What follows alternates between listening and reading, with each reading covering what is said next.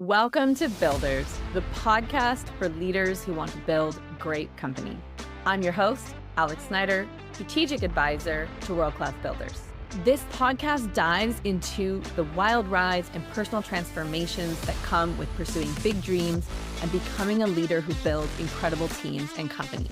Each episode, I'm joined by a guest who helps deliver a fresh perspective designed to leave you feeling less lonely, more connected to innovative ideas, and inspired about growing your business your way. If you enjoy the show, don't forget to subscribe on your favorite channel, leave us a 5-star review, and share your favorite episode with a friend. The podcast is sponsored by Alex Snyder Advisory. If you are a business leader or executive team ready to take your leadership and company to the next level with a high-performing team, we'd love to see how we can rocket fuel your growth. Check out the show notes to book your free Builders Business Booster call, where you'll receive a strategic leadership audit and 3 concrete focus areas to mature and grow your business. All right, thanks for tuning in. Let's build. Welcome, Nicole. Thank you so much for being here with me today. Super excited to be here, Alex. Yeah. Nicole, you and I go way back. You were my first client in my consulting career after my MBA. I met you on my first day of my job at like 8 a.m. before I met my colleague. And we spent a considerable amount of time together. I spent more time with you than I did with my colleague first year. And it's just, I really treasured our relationship from those first few years working together and carrying that through to my foray into entrepreneurship, and now yours. I was actually just saying on an interview yesterday how I see you among the mentors and influences in my career and in my life. So it's been such a pleasure, and I'm so thrilled to have you here. I can't believe that we come full circle to this. So it's just a wonderful opportunity. I'm so thrilled. I know. And I'm so excited that we're working together again in this iteration of my career and this iteration of your career. Exactly. It feels very serendipitous and very meaningful. So I'm going to let you introduce yourself because you are amazing, and I would just love to hear it from you. Well, thanks, Alex. And it's so funny when we were chatting about our history, and like I was there for a first in your life, and you're now here for a first in my life. I just find that's the beauty of those relationships that you build along the way in your life. And it's a great segue into sort of my career. So I've spent 30 years in the corporate world, as you were part of that, a big part of that, and worked my way into more senior leadership roles in large multinational companies that were located, that were global operators, that were at the top of their field. And I had a few sort of cataclysmic events in my life that caused me to pause and reflect and think, how do these influence my journey? How do they change who I'm going to be into the future?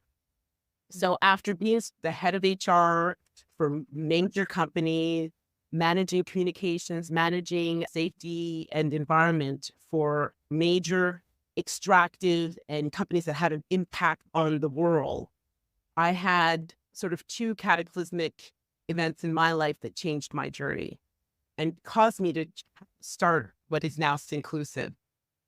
So I think everybody saw what happened in 2020 with George Floyd. I'm a Black woman who has navigated a world where I have been underrepresented, but frankly, not really aware or have normalized the fact that I was underrepresented in that world. And I never really consciously thought about the fact that I was an exception. Without being exceptional, I was an exception. And so I was confronted with that in 2020, and it was jarring for me, and it was disruptive in not a positive. It ultimately ended up being a positive way, but it was not a positive way at the outset. And then another cataclysmic event happened in my life in 2021, other than the cataclysm that hit everybody, which was the pandemic.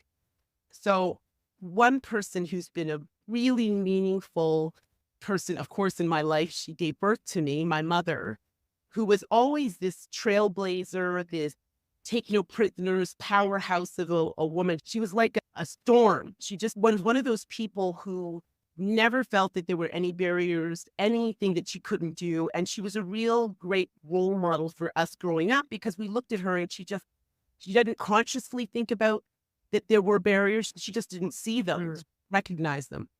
And then she was confronted with cancer. And unfortunately, she passed away on her terms. She didn't suffer for a terribly long time, but it was absolutely earth-shattering for me. And it caused me to not recognize myself. And I had to say, how do I reinvent? How do I stay true to the woman who raised me and my values, and channel all of that anxiety into something that can be a positive influence? And I really said, let me live a life of purpose. My mother lived a life of purpose. She started a charity over 30 years ago that has been responsible for issuing over 300 scholarships to Black youth in Montreal. And I said, I'm going to live a life of purpose.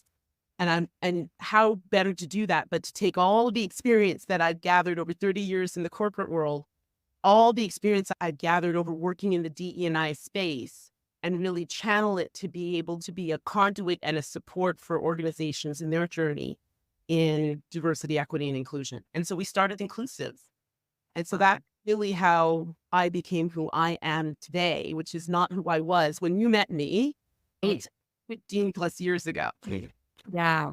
Wow. I mean, I am always so intrigued when people are able to alchemize what are, life-shattering events of any kind of nature, and alchemize that into something so positive, so purposeful, so impactful for the world.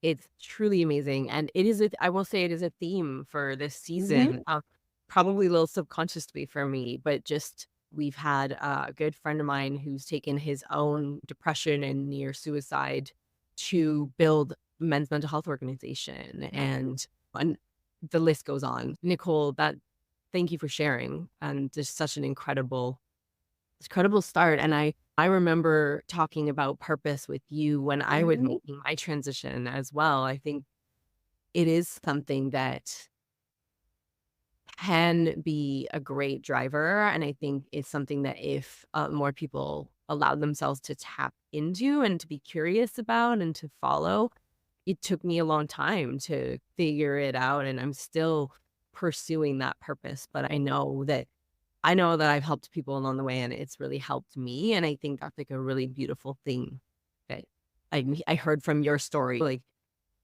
you did something that made you feel more aligned and more purposeful. And in the process, you've transformed some of your clients' businesses and who have hundreds of employees. So you are making a difference in all of those people's lives. And you said it well. I think purpose becomes an anchor.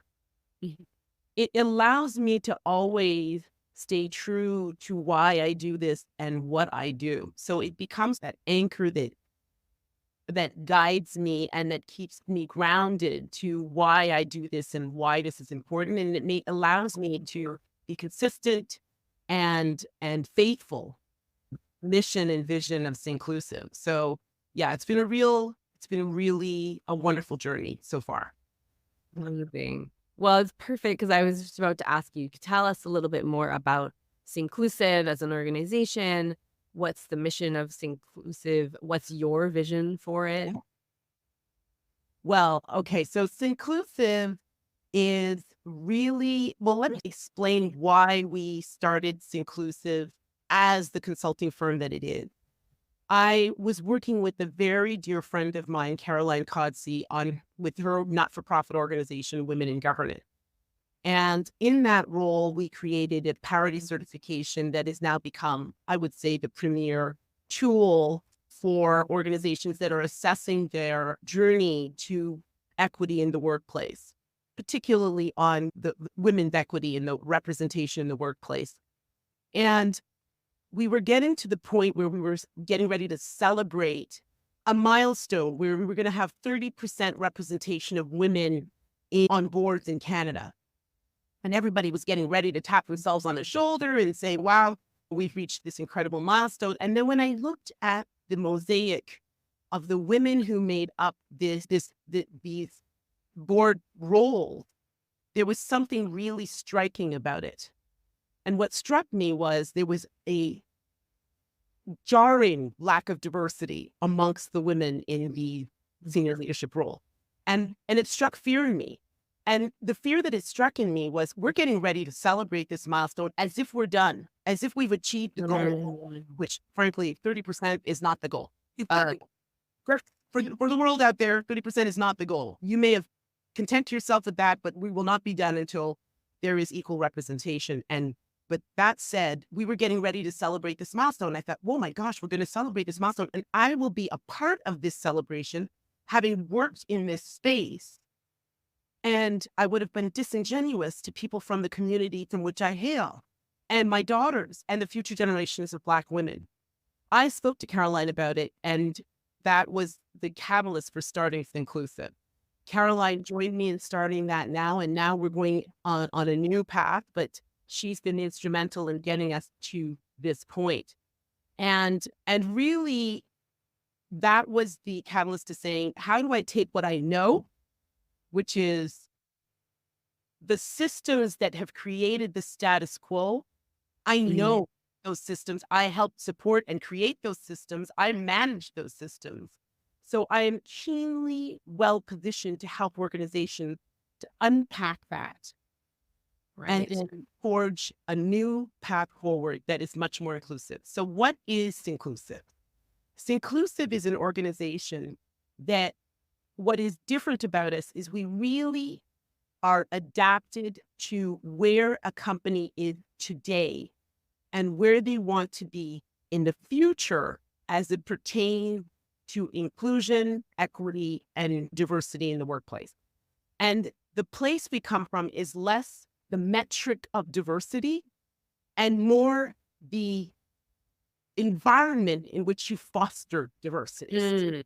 So how do we create the right environment where diversity will be a product of that environment and therefore much more sustainable into the future, as opposed to an event?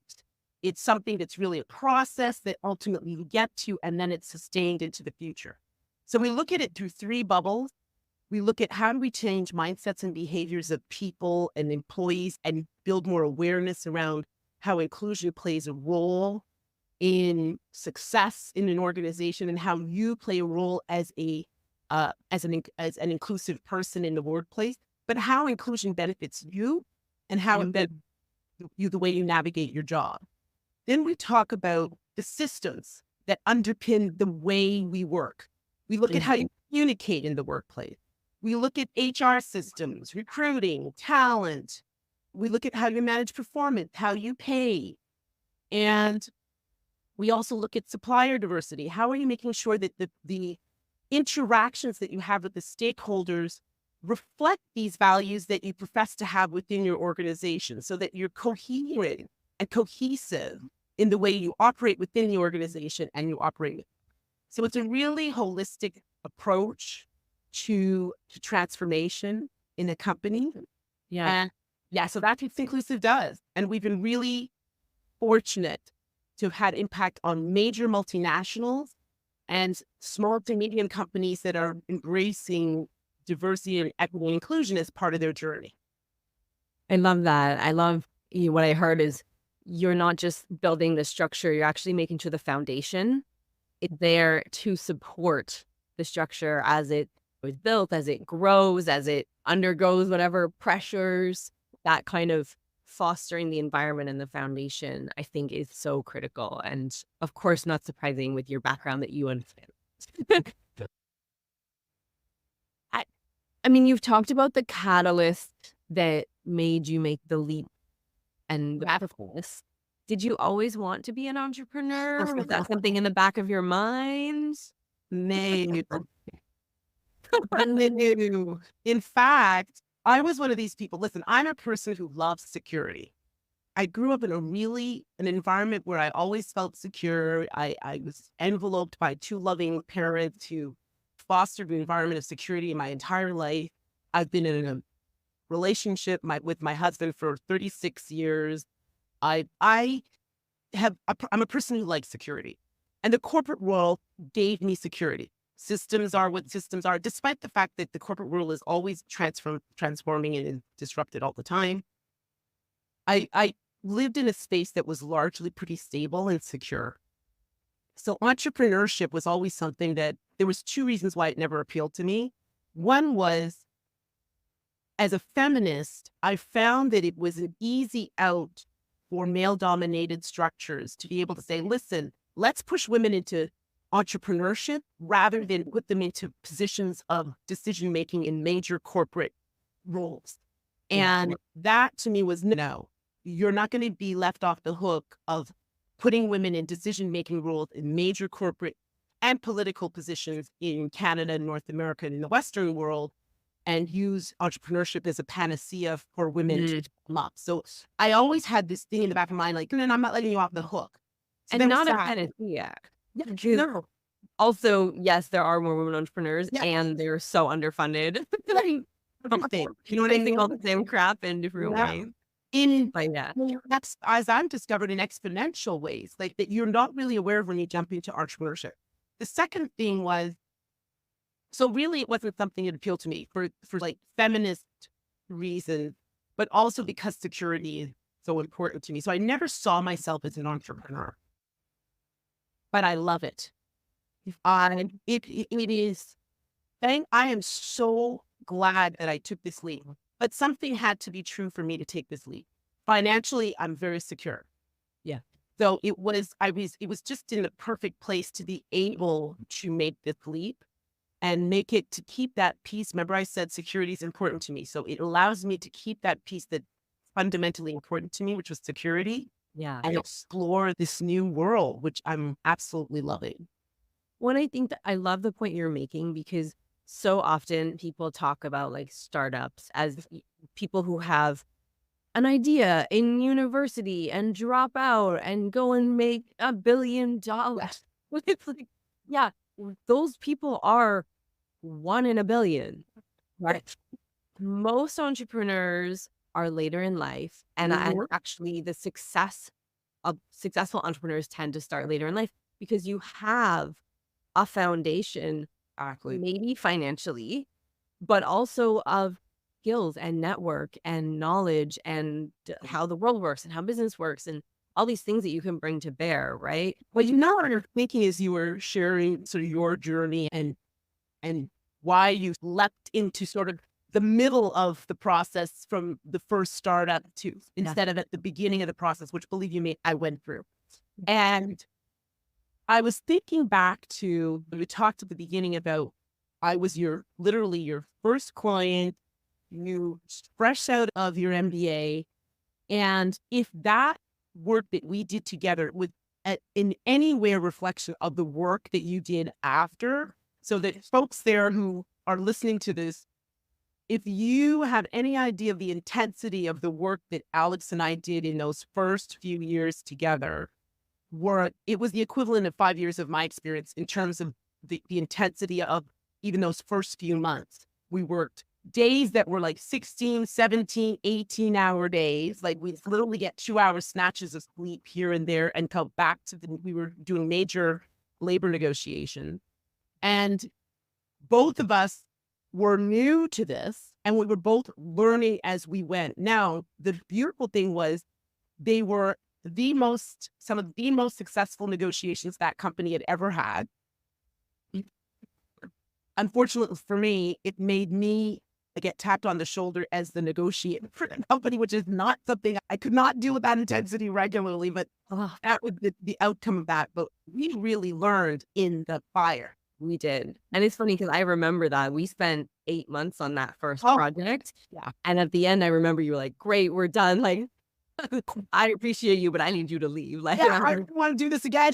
Oh, okay, cool. I guess I have another project to go figure out. But then within 2 weeks, you called me and you said, another mandate for negotiation in this other business page. We embarked on another project. Oh yeah. But yeah, I mean, the intensity of that first 8 months, I remember, and we were traveling to remote locations. You and I shared, like, talk about client intimacy. Oh We yeah. shared like an apartment at one Apartment. point. I'd be up at 3 in the morning. Oh yeah. Like, hey, Oh my how you gosh. doing? It was brutal. Sleeping into modeling overnight, getting up to talk everyone through the model, and then going to get another 90 minutes of sleep before. You know that I had such PTSD from that whole thing. I Mhm. couldn't stay at that hotel. I told my assistant, I cannot stay back at that hotel Oh, again. I can imagine. I had to find another hotel when I visited the location because I just could not stay at that hotel again. Yeah, all this to say that I think you got, like I said, a PhD. Yeah. In the corporate world, in the tenure that you were working in that space. Thank I had the more typical evolution of a career because I came in that time when you just slowly moved up in an organization and then you moved into more senior leadership roles. Yeah. Yeah, it's interesting how different you can start a career, right? Yeah. And your point, I jumped into a really intense, very corporate, very unique situation, having basically never worked in corporate. I did the odd accounting gig and things in my temp time, but I had always worked for, small businesses, Exactly. small team, really figuring things out. And suddenly I was coming off the MBA with all of this knowledge and a little bit of like application, just straight into it. But I'm so grateful for those two. I think it really combined to allow me to then come back into a whole other startup space is different than small, medium business and be able to leverage both of those to get her done. Yeah, exactly. So what would you say? Is there things that you did take from the corporate world that really helped you build Synclusiv? What were the takeaways and parallels and things that did help the jump? The corporate world, what it really taught me, what I learned in my 30-year, career in the corporate world, like the things I got very clear on who I am, what drives me, what I do well, and what I don't do well. So I had reached that point in my career where I didn't feel I had anything really to prove. And so I could really come at things with authenticity, with a real clear vision of what I bring to the table and why I can bring value to an organization. So I would say that my 30-year history really gave me clarity on my strength and where I'm not, what I wouldn't be advising clients on because it's just not my strength. But it also taught me about the value of surrounding myself with people who know what they're doing and people who do things that I don't do well and giving them the space to do those things. And so I've learned that in my career that I can sincerely talk about the value of diversity in team because I lived that. And I saw what happened when you had homogenous groupthink in a team and you had diversity of thought and a safe space where people could actually bring their true selves and their ideas to the table. And so that is definitely what I brought and learned that has been served me so well at Synclusiv. We're a small and mighty team and everybody brings something unique and that we value to the table and complement each other and complement me. I'm not looking to be the expert in everything and I'm not looking to be good at everything. And I really value those people who bring something else that I don't bring to the table. So that I definitely learned. Yeah, I love that you said that. And you and I were chatting before and we talked about generations of leaders now, there's less ego, right? Or just generations, And I think I speak to that. I say, you need to maintain the audacity and drop the ego. And that's really about self-awareness and humility and having the mix. And I think it's amazing that you learned that in corporate because I don't necessarily think corporate supports and teaches you that explicitly. No. You figured that out. Rewarded in the corporate world. Ego is rewarded in the corporate world. And that I struggled with and I struggled that even in my entrepreneurial space because a lot of the advice I've gotten is you've got to promote yourself and you've got to be out there and you've got to like go to these press the flesh events. And it's just not who I am. And I just, at this stage in my life, I want to be who I am. I want to be authentic. And and that may mean that I'm not going to be a billionaire. So I'm fine with that. It may mean that I'm not going to be a multimillionaire. I'm fine with that. If I can help companies move the needle, that's why I'm doing it. Right. I love that so much. So what have you learned so far? You're on 3 years into this entrepreneur journey, not counting, I know you worked with other organizations. Yeah. Like, what have you learned so far? Oh, gosh. Well, I've learned that the things I hated in the corporate world, I hate in the entrepreneur.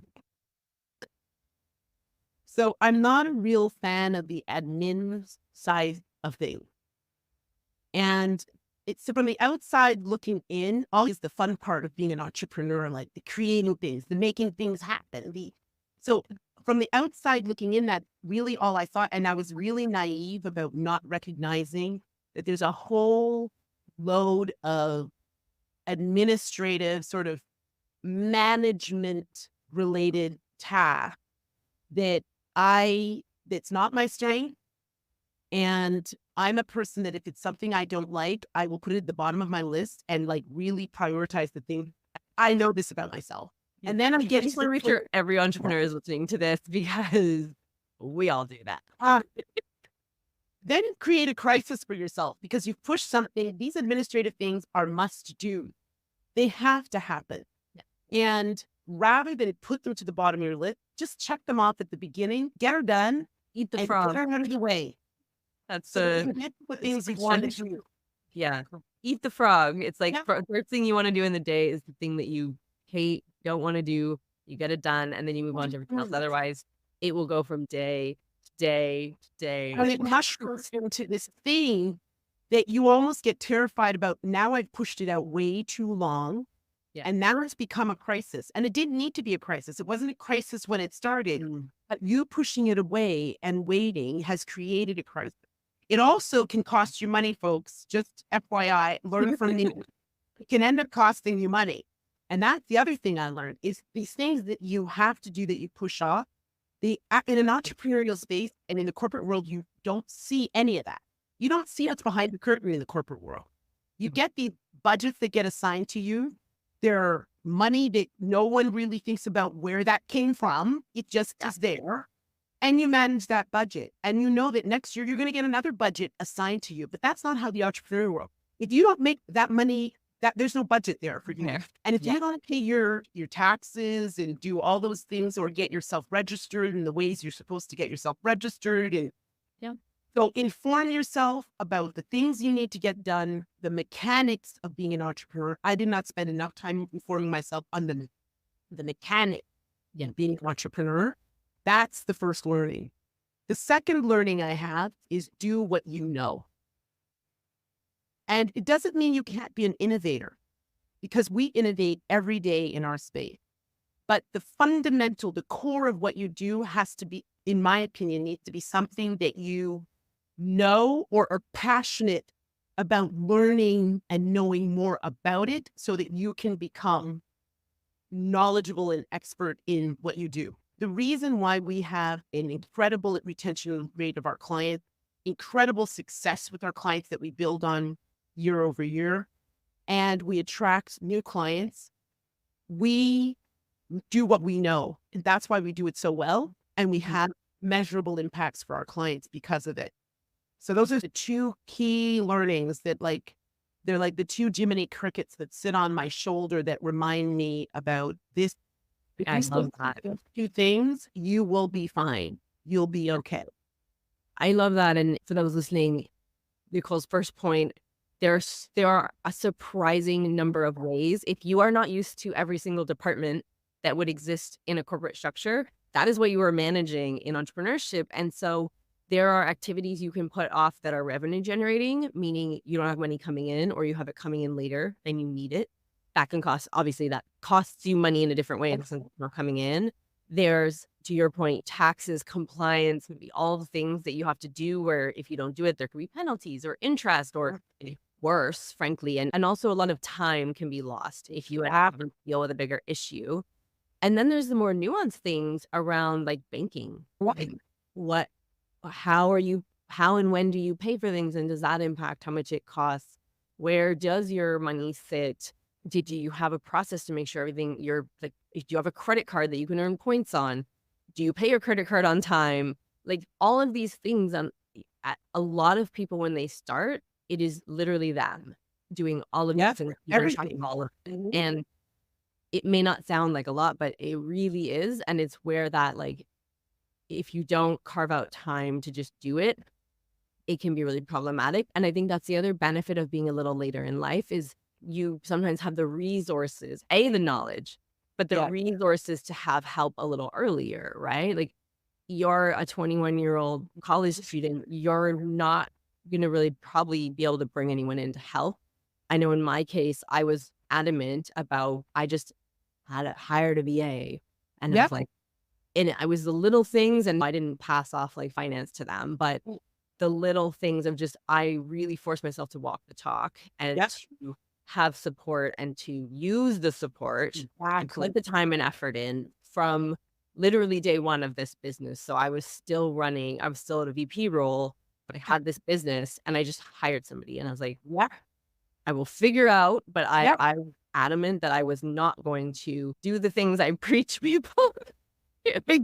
Literally. But that's a privilege of a 6-figure salary while starting my business. That is not the case for a lot of people. So exactly. I love that point. And so you've told us what you've learned. What do you love about this journey? And maybe are there special milestones, memorable moments that you really felt like, okay, like I made it, or this is really meaningful? Well, actually, before I answer that, you just triggered something that I do want to share as a third sort of learning. Surround yourself with people you can trust and that if you have a niggling doubt that something is not working the way it should, listen to that voice in your head. And that was a learning for me because we ended up in a certain situation as a result of someone who I think was well-meaning, but was not well suited for the work that they were doing and did not share that they were not doing it properly. And we ended up resulting in some things that we had to untangle. So listen to your gut, surround yourself with people who you trust and that you're really confident they know what they're doing. So what are the major milestones that we had and the things that I love? What I love is I love that moment when I'm with a client and there's that light bulb that goes off and that spark in their eyes of, oh my gosh, I get it.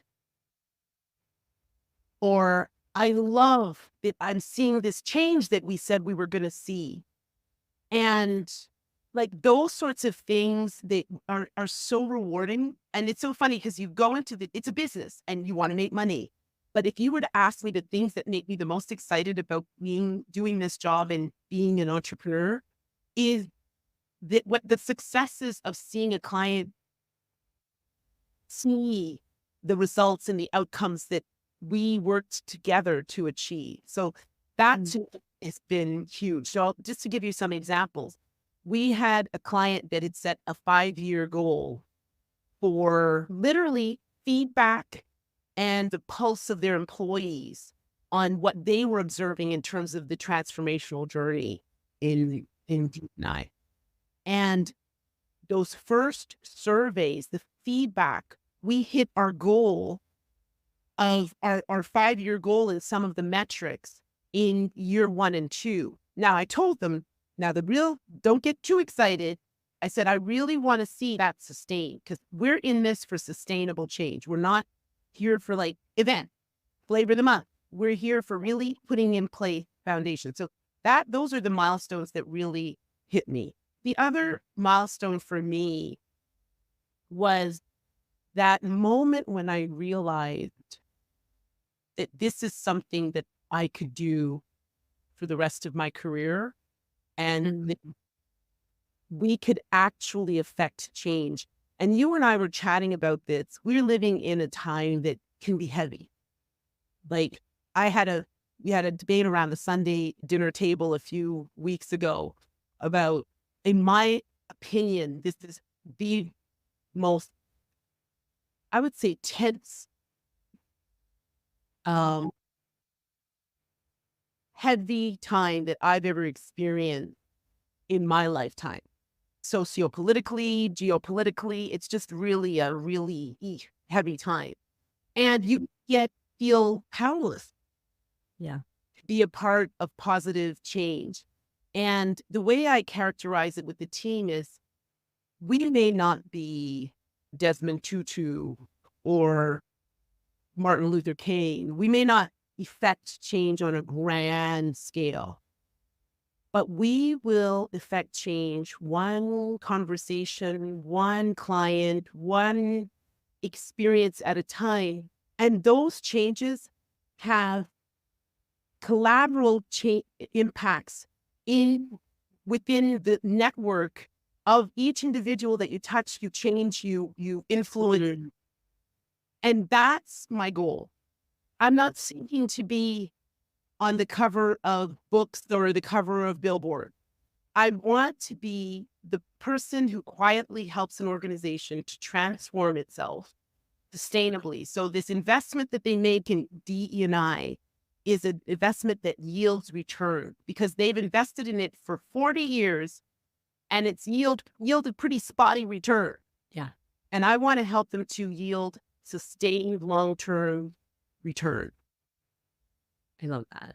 I want to come back to that, but before that, I want to also just ask, you mentioned you don't love the admin. You learned what you do and don't excel at, or what Right. what you're most likely to put off. But is there anything else that you don't love, or maybe more that what's like the hard lessons that you've learned along the entrepreneurial path? Honestly, there's nothing else I don't love about the entrepreneurial experience. But one of the hard lessons that I did learn is, as hard as I worked in the corporate world, and you and I were just talking about the crazy hours that we kept and intensity. I mean, I was on a plane every week flying somewhere in the world, and sometimes 14, 20 hours away. Yeah. And so I lived a really intense life in my corporate career, but it is nothing compared to the workload that I had as an entrepreneur. So if you were to ask me, one of the things that are I wouldn't say negatives, but things people need to be aware of is it can be overwhelming. There's moments where you're going to feel really eclipsed, overwhelmed, stuck, because you can just get really overwhelmed by all the things. Some things become a perfect storm. You've got way too much client deliverables in an intense period. Like there's an intense period where everything's coming together and everything's due at the same time. We have a small team. And so those moments, the only thing I can say to people is ride those moments. You will see the light at the end of the tunnel, but it's part of being an entrepreneur and owning your own business. You're going to have those moments where you just feel really overwhelmed. And that's when surrounding yourself with the right support becomes so important. I shout out to Alex, and Alex, it's like, Alex, help. And she grounds me. And so like another thing I want to share with this audience is Alex and I are both in this consulting space in very different worlds of the consulting space, but the value of the right experts, the right support around you to navigate those moments where you're overwhelmed, and people that you trust. Like I trust Alex implicitly. I can share with her even when I'm having a bad day and when things like emotionally I'm struggling. And having that support has been the biggest reward, despite being also the most challenging piece. Really, that's, if we're going to talk about the biggest aha for me, is the things that serve me in the corporate world about surrounding yourself with the right talent, the right support, the right people.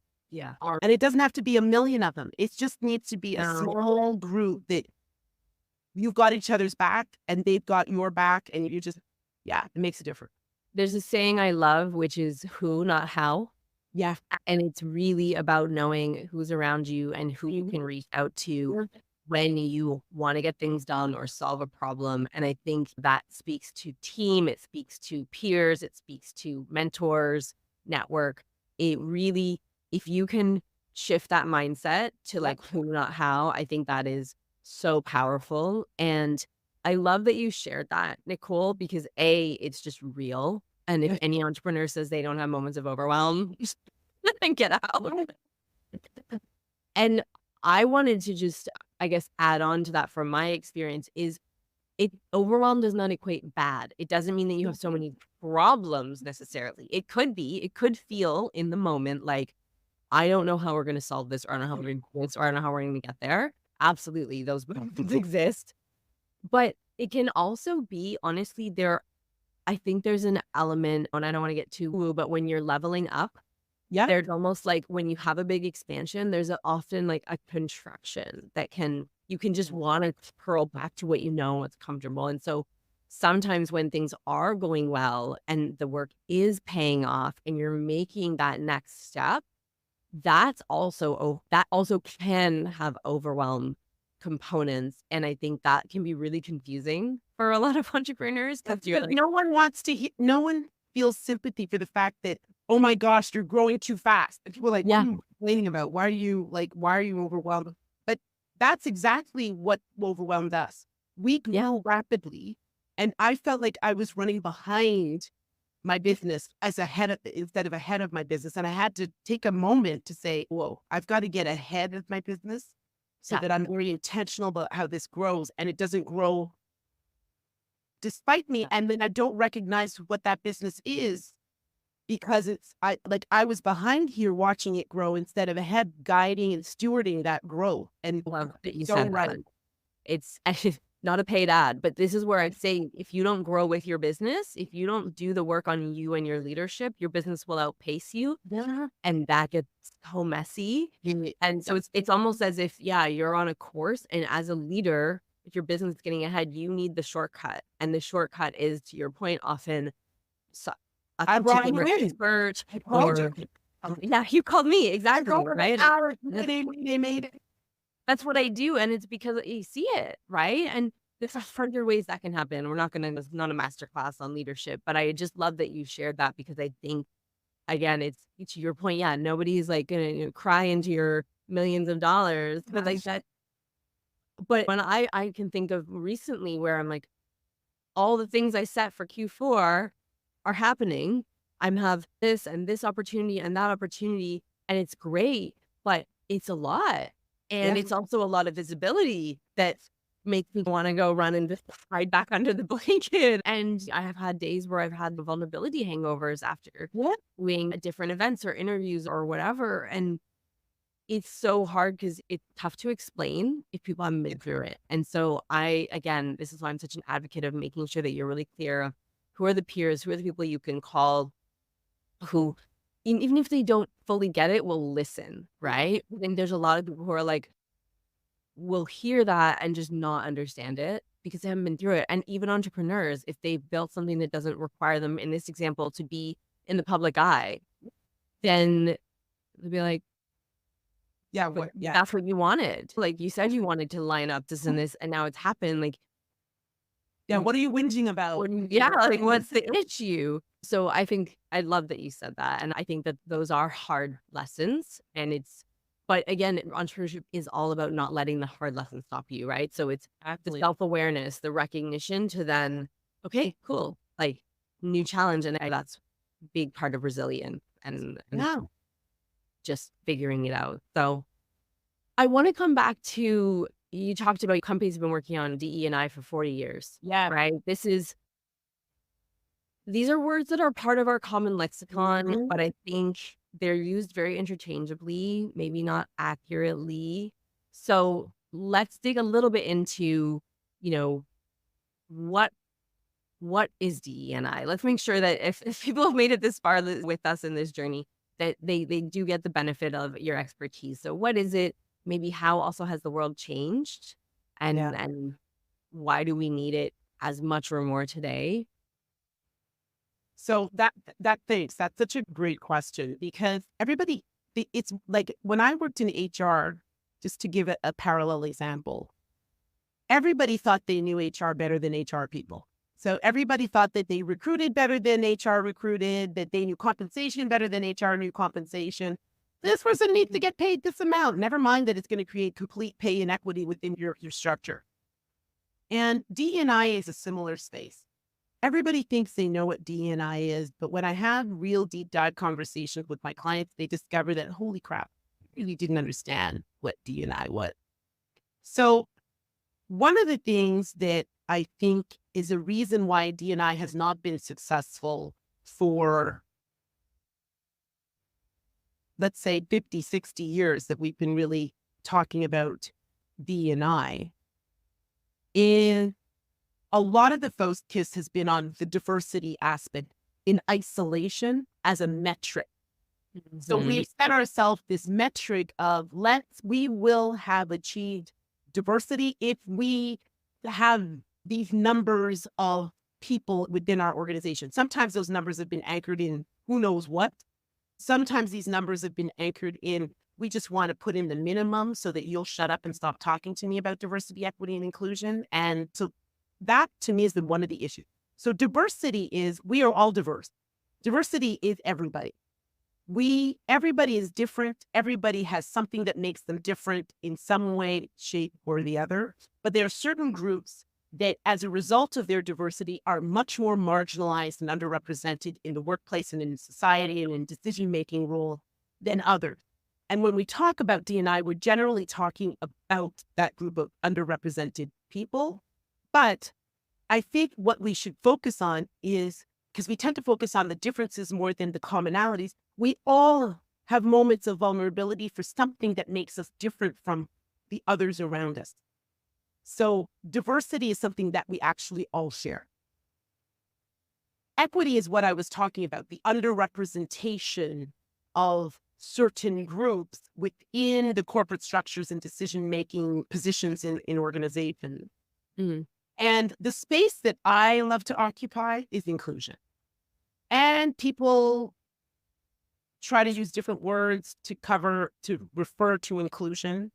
Every once in a while, I get people saying, oh, we're not using inclusion anymore, we're using belonging. Oh, we're not using, don't get caught up in the semantics of it, please, because that to me is a smokescreen to the real issue. Right. Yeah. Let's focus on action. And yeah, exactly. Don't think you're going to get me mixed up in all that stuff. We all know what we're talking about.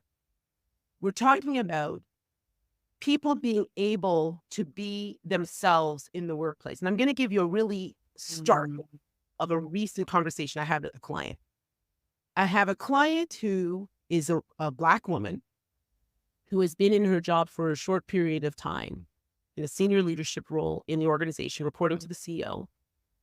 And every time I saw her, she had these long Godiva locks. Long, straight-haired locks, which is a wig.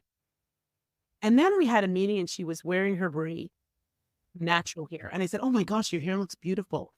I said, why don't you wear your hair like that all the other times I've seen you? Oh, they're not ready for this.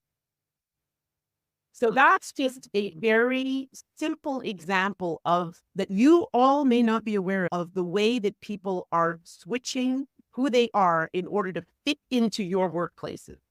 And Synclusiv wants to work with organizations and to help organizations to break down those barriers so that a woman can wear her hair like mine is naturally, come to work and bring her best self to your workplace so that she can be a catalyst to performance, to driving the next hurdle that you want to overcome as a business, and is not distracted by all these other things that are meaningless to her ability or their ability to be able to deliver performance for your company. The space that I think we need to occupy. We've spent way too much focusing on numbers only.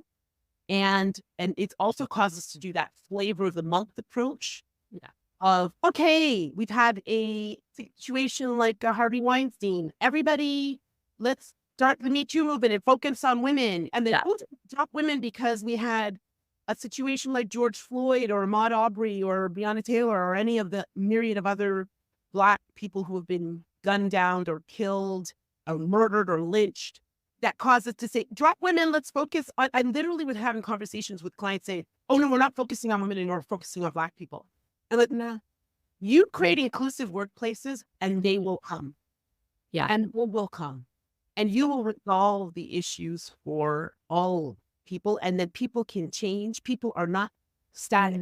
Evolve, they change, they grow, they're different. How they identify changes and evolve. And if you focus on these little communities in isolation, you are going to miss the broad swath of communities that are to come and that are existing in your organization today. So, yeah. That's really why we started Synclusiv. Focus on inclusion, the rest will follow. You mentioned the flavor of the month is obviously like a common issue. Is there any other common misconceptions or challenges that you see out there that anyone listening should be aware of if they're working on this in their organization? So one of the other things that people should be aware of is focusing on people who look different, but who behave and think and act or approach issues and problems in work in exactly the same way that everybody else did before them and the dominant groups did before them. That is pointless. Yeah. It's pointless.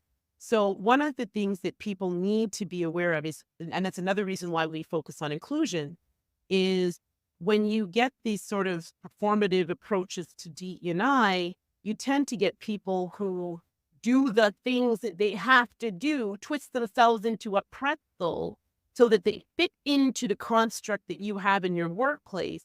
That frankly means that you don't reap the rewards of diversity, equity, inclusion. So you're like bringing in people, but you're not getting the benefits of that because they're just thinking and bringing to you the exact same thoughts, approaches, and everything else that everybody else would have done. Yeah. And they're not getting the benefit of that because they're not able to be their true selves in the workplace, and they know it. And they, or even worse than that, they've actually normalized not being their true selves in the workplace. I was one of those people. I normalized not being who I was in the workplace. Wow. Yeah. And I love that you pointed out that you're not going to get the benefits of diversity if that is the way that you're approaching it. So I think that's so important because we just, at this point, you cannot deny, like there's so much research is very clear about the value of diversity. And I know, it was one of the reasons I felt so comfortable partnering into the first startup that I joined was the diversity that was there and that had been, I want to say consciously and unconsciously built. Like I actually don't think it was super consciously, but it was just such a value of the founder and it's such a value of mine that I knew was a value that was so important. It would help us overcome other differences and that we had the ingredients that I consider really critical for success. And Alex, you were attracting the best talent. Yeah. You weren't leaving, you weren't dealing with the talent pool this small. You were dealing with the talent pool this big. Like, that's really what corporations need to realize. Yeah. You're dealing with the smallest talent pool. Open your talent pool up and you just, you don't know who you're missing. And we were attracting, like you said, we were fishing in the biggest pond and allowing people to be who they are also allowed them to bring their ideas to the table about the work and about the company. And that was, again, something that I knew was the foundation for a lot of the things we needed to be successful. I mean, I have a million more questions we could talk about, but I want to be respectful of your time. I know for those listening, we try to keep it reasonable. So just really quickly, what's next for Synclusiv? What's next? Well, really, this year is about stabilizing to get ready for our next leap. We have a few products that we're getting ready to launch. Look out for that code. And so really what we want to do is make sure that we're delivering the best for our clients, that we've got the right structure within our organization for growth. So this is a real transitional year for us to set us up for 2025 and beyond and who we're going to be as we grow. So this is going to be the year to get us ready for who we're going to be. I love it. All right. We have a couple wrap-up questions at the end. They are rapid fire. You can absolutely just pass on anything.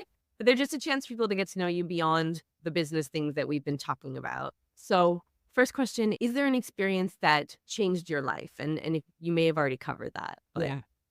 Mom's death changed my life. There was Nicole Piggott before 2021, and there's Nicole Piggott since.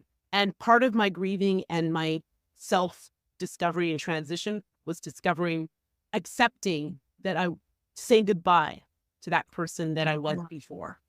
Yeah. Good. There's a very good point there about grieving yourself. Yeah. And grow is massive. Exactly. What does the word strategy mean to you? Strategy means setting yourself up for the future.